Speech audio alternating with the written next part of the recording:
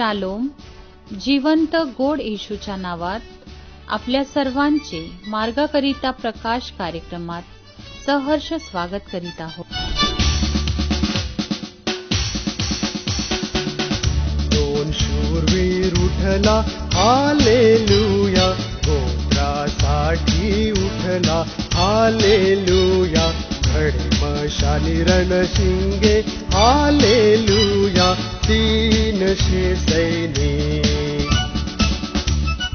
विजय विजय, प्रभूच्या सेनेचा विजय. विजयी येशू तोचे विजयी होणार.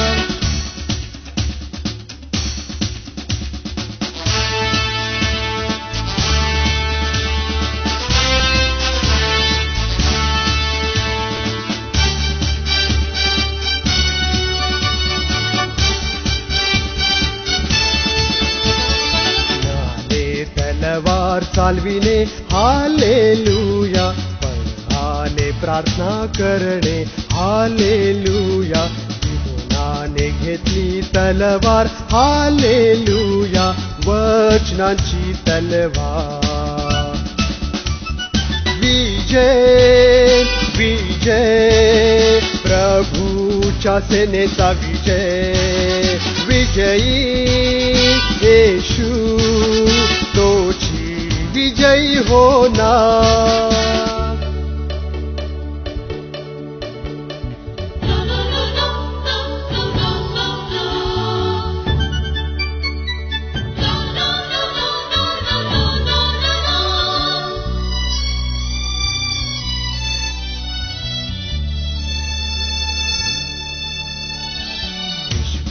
वचनांची तलवार तुम्ही जर घ्याल, मान बदलाल. हेच खरे प्रभू येशूचे युद्ध पवित्र पवित्र आज्ञाने होणार. आजच्या म्हणण्यासाठी देवाचे वचन दुसरे इतिहास याचा 7वा अध्याय 14 ते 18 वचने. दुसरे इतिहास अध्याय 7 14 ते 18 वचने. तर माझे नाम ज्यास दिले आहे त्या माझ्या लोकांनी दीन होऊन माझी प्रार्थना केली आणि माझ्या दर्शनाविषयी उत्सुक होऊन ते आपल्या दुष्ट मार्गापासून परावृत्त झाले, तर मी स्वर्गातून त्यांची विनंती ऐकून त्यांच्या पापांची त्यास क्षमा करीन व त्यांच्या देशातून क्लेश नाहीसे करीन. जी प्रार्थना ह्या स्थानी करण्यात येईल तिच्याकडे माझे डोळे उघडे राहतील व माझे कान लागतील. ह्या मंदिरी माझे नाम सर्व काळ राहावे म्हणून मी हे निवडून पवित्र केले आहे. मित्र व माझे मन ही येथे सतत लागलेली राहतील. जर तू आपला बाप दावीद याच्याप्रमाणे खऱ्या मनाने माझ्या समोर वर्तलास, माझ्या सर्व आज्ञाप्रमाणे वागलास, माझे विधी व नियम पाळले, तर इस्रायलाच्या गादीवर आरूढ होणाऱ्या तुझ्या कुळातल्या पुरुषांची परंपरा खुंटावयाची नाही. असा जो करार मी तुझा बाप दावीद याच्याशी केला, त्याप्रमाणे मी तुझे राजपद स्थापीन. प्रभू परमेश्वर ह्या वाचलेल्या वचनावर आशीर्वाद देव. ख्रिस्तातील माझ्या प्रियांनो, प्रभू येशू ख्रिस्ताची शांती, प्रीती आणि कृपा तुम्हा प्रत्येकाबरोबर असो. आज आपण दुसरे इतिहास 7 वचन 14 ते 18 यामध्ये आपण पाहतो आहोत की परमेश्वर आशीर्वाद देण्यासाठी तयार आहे आणि सर्व प्रकारच्या संकटातून देखील सोडविण्यास तयार आहे. यामध्ये परमेश्वराने अभिवचन दिलेले आहेत आणि अटी देखील दिलेल्या आहेत. परमेश्वर खात्रीने प्रार्थना ऐकणारा देव आहे. 12व्या वचनामध्ये म्हटल्याप्रमाणे शल्मोनाला परमेश्वराने रात्री दर्शन दिलेलं होतं आणि परमेश्वर त्याला म्हणाला की मी तुझी प्रार्थना ऐकली आहे. होय, परमेश्वर हा प्रार्थना ऐकणारा देव आहे.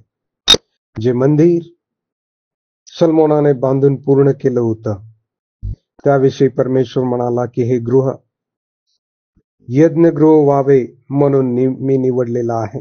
होय, आपण परमेश्वराच्या मंदिरात त्याचं वचन ऐकण्यासाठी जातो आणि यज्ञ म्हणजे समर्पण, भक्ती आणि अर्पणे करण्यासाठी देखील जातो.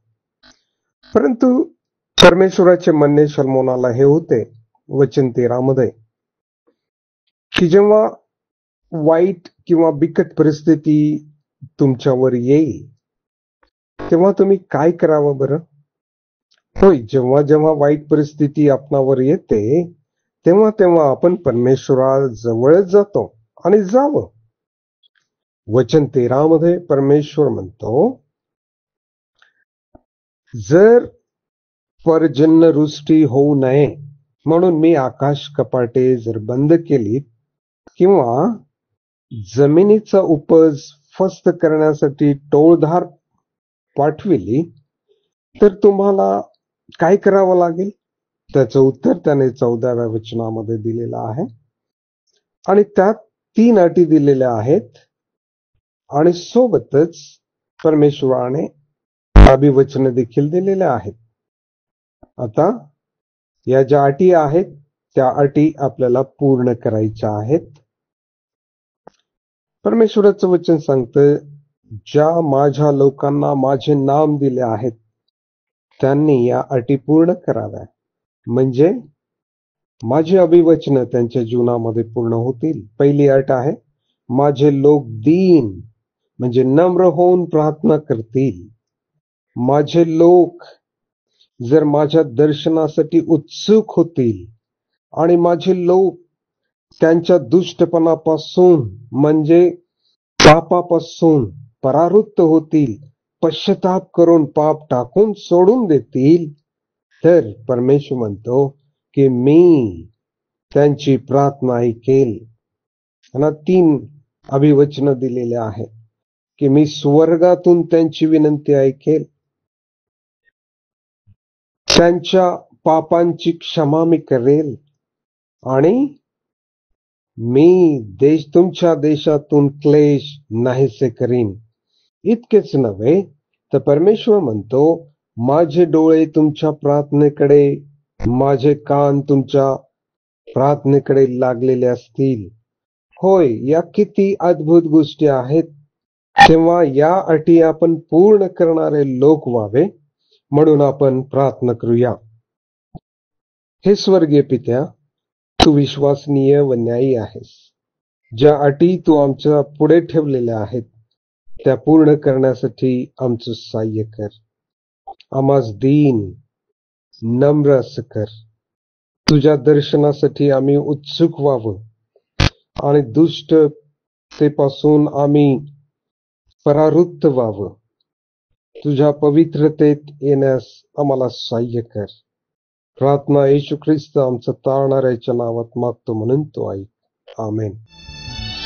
क्रूसाचे शिपाई सिद्धवा, हालेलुया. करावया युद्ध, हालेलुया. सर्व दिशा क्षेत्रांना, हालेलुया. जाऊ पाठवू. विजय विजय, प्रभूच्या सेनेचा विजय.